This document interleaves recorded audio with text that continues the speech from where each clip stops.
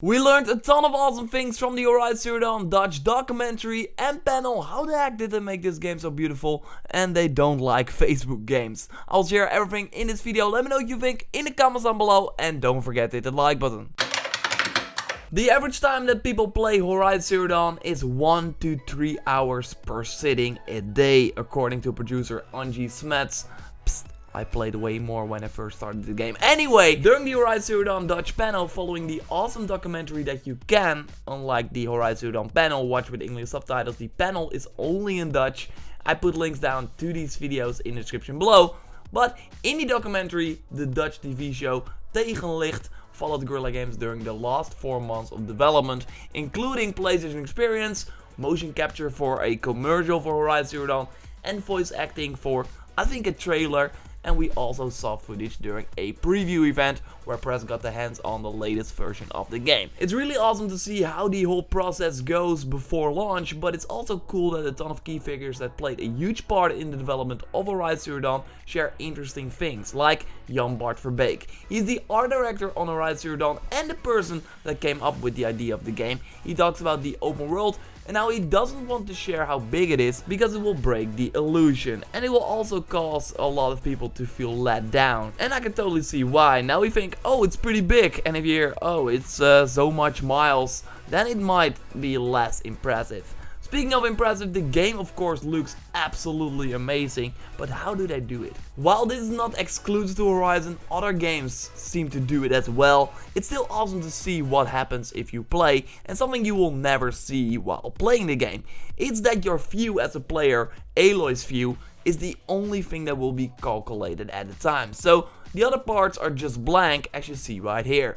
Then if you turn around, then the other things will be calculated. So then they can put way more detail in the things you actually see and leave the other things blank. Yeah, I thought this was pretty interesting. There are also other calculation tricks used for other parts of the game, like trees. The one you, for example, see in the distance are just 2D, not the detailed ones you see right in front of you. Again, not something that's really special in games, but it's still awesome to note because it's something that helped Horizon look as good as it does for an open world game. Yes, Horizon is an open world role-playing PS4 exclusive that doesn't have any kind of tricky things that we see in mobile games or Facebook games, like the daily rewards for logging in, etc. In the Horizon Zero Dawn panel, Herman Hulst, managing director at Guerrilla Games, shared that he finds the Facebook games that ping you to do this or that dumb. He says that you should look at Guerrilla Games as a writer of a book or creator of a movie, that you will play the game because you like the story and not because you get pinged to do so. It's always fun when game developers, or in this case a managing director of one of the biggest gaming studios, says that Facebook games are stupid and mobile games as well. I mean, I kinda play mobile games, but I can see where he's coming from, and we would not like that type of stuff in Horizon Zero Dawn. Another trend in the gaming industry, just like the rise of mobile gaming and Facebook games with notifications, is VR, virtual reality. So they launched the PlayStation VR, of course, in October last year, but Matthijs de Jonge is personally not sold yet. He thinks that it's still pretty early on. This is mostly because of the fact that you have a headset on all the time, so you don't see what happens around you. For example, children play, or maybe they eat a plant or something like that, and you can't see that. You can say, no, you can't eat the plant. Something like that, something crazy. I don't have kids, I don't know what they do, but I can imagine that eating a plant is not good, and you don't see that with a VR headset. So this probably means that in Horizon Zero Dawn, PSVR tie-in, maybe that you can explore the world as a Stormbird, put the headset on and just fly over the world. Oh, I would be totally down for that. But anyway, it seems like it's not happening anytime soon. Although Sony could probably just come in and say, hey guys, I want a VR Horizon Zero Dawn tie-in, just a thing that you can explore the world as a Stormbird, something like that.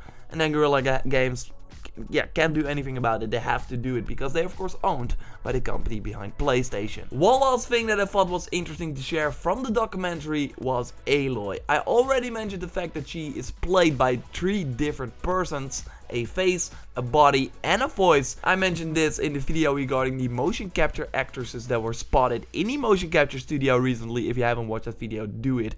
But anyway, in the trailers they also use other bodies than in the game. So it's even more than 3, but in the documentary you see how this process goes. It shows Ashley Birch that is doing the voice for Aloy, from our own studio in LA, and they communicate with each other over Skype, while the motion capture is recorded in a studio in the UK. Here we see Amanda, the body of Aloy, doing all sorts of stunts for the game. So it's really awesome to see that all these real world women are representing Aloy in Horizon Zero Dawn. So like I said, they were spotted in a motion capture studio. Watch that video if you haven't already. And I also have another video up about the panel regarding Guerrilla Games that is watching every step of you. Watch that video by clicking on the screen. Subscribe for way more Horizon Zero Dawn stuff. Be sure to hit that like button to support the channel. Really appreciate it. Thanks a lot for watching. I will speak to you next time, and goodbye.